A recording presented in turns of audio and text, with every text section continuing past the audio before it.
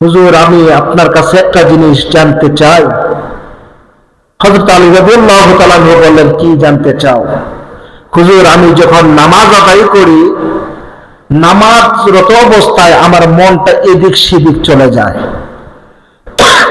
শত চেষ্টা করার পরেও মনটাকে আমি ঘুরিয়ে রাখতে কষ্ট হয়।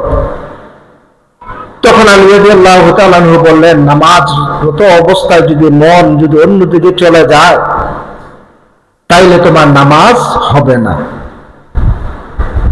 কারণ নামাজ যখন পড়বা, আল্লাহর সাথে কথা বলবা, আল্লাহর সাথে দিদার করবা, তাহলে তুমি যদি আল্লাহর সাথে কথা বলতে যে অন্যদিকে চলে যাও, তাহলে তো এটা নামাজ হবে না। আলী রাদিয়াল্লাহু তাআলা এই কথা বলার পর তখন ওই সাহাবীটা ওই লোকটার মনটা বেজার করে চলে যাচ্ছে। আল্লাহ নবী দেখলেন যে আলী রাদিয়াল্লাহু তাআলার কাছে একটা যুবক আয়েশা প্রশ্ন করলো, করার পরে মনটা খারাপ করে চলে যাচ্ছে।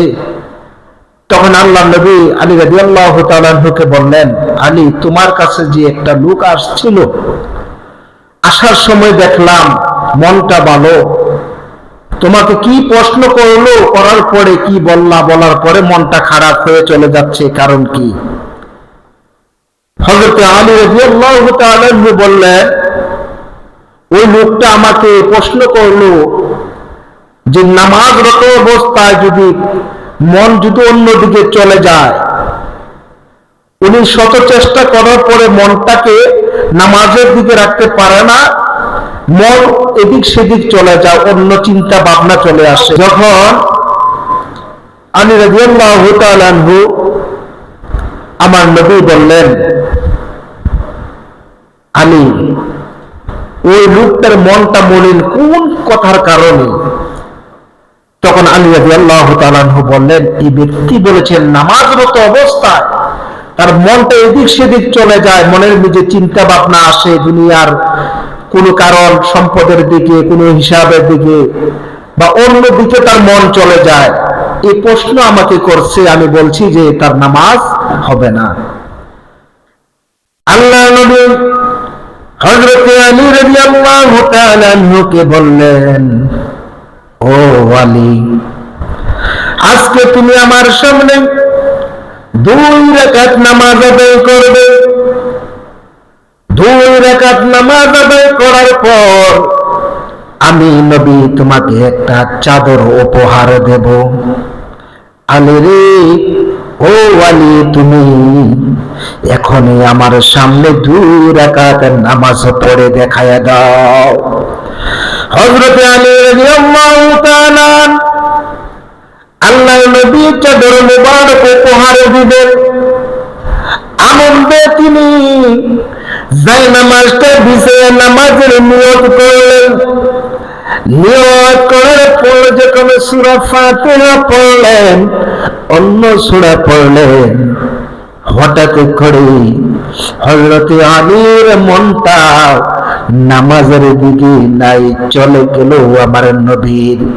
আমার নবী এই কথা মুবারকের কথা যে জবান মুবারক দিয়ে কথা বলেছেন, আমার নবী বলেছেন, আলী, তুমি যদি নামাজ আদায় করো, আমি তোমাকে চাদর মুবারক দেব।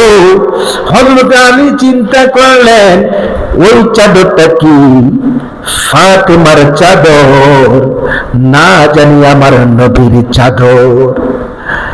আমাকে কোন চাদর দিবেন?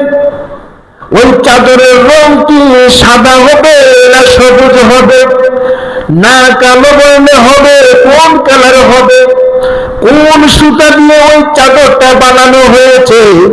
হযরত আলী রাদিয়াল্লাহু তাআলা এই মনের নিজে কল্পনা জল্পনা আরম্ভ হয়ে গেল। নামাজ শেষ হয়ে আল্লাহর নবী ডাক দিয়া বলে, আলীকে ডাক দিয়া বলে, আলী রে, ও আলী, সালাম ফিরাইলা, এবার বলো তোমার নামাজটা কি হয়েছে? না হয় নাই। আলী চিন্তা করলেন, যে নামাজের নিজে আমি ফতোয়া দিলাম, নামাজের নিজে দুনিয়ার কোনো ধারণা আসলে তাহলে নামাজ হবে না। আমার ফতুয়া দ্বারাই আমি বুঝতে পারলাম আজকের নামাজটা আমার হয় নাই।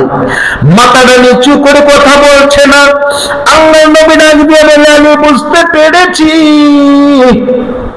তুমি নামাজের নিজে চিন্তা করেছো, তোমার ধ্যান ধারণা ছিল চাদরের প্রতি। সুবহানাল্লাহ বলেন।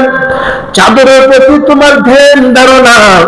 ও আলী, তুমি চেষ্টা করে আবার মনটা ঘুরাইয়া নিয়ে গেলে যে আমি নামাজ পড়তেছি, কেন আমার চাদরের চিন্তা আসলো, কেন আমি কোন রঙের চাদর আমার নবী দিবে এই চিন্তা এসে গেল। নামাজ থেকে যখন আবার তুমি এই চিন্তা থেকে আবার নামাজের দিকে মনটা ঘুরে নিয়েছ, ও আলী শুনে নাও, যদি বান্দা নামাজরত অবস্থায় তার মনটা যদি অন্যদিকে চলে যায়, ওই বান্দারা যদি মনটাকে ঘুরে আবার নামাজের দিকে নিয়ে আসে, তাইলে তার নামাজটা হয়ে যাবে। কেননা বান্দা ইচ্ছা করলে পারতো, মন যখন জমিনের দিকে চলে গেছে নামাজটা ছেড়ে জমিনের দিকে চলে যাইতে পারতো।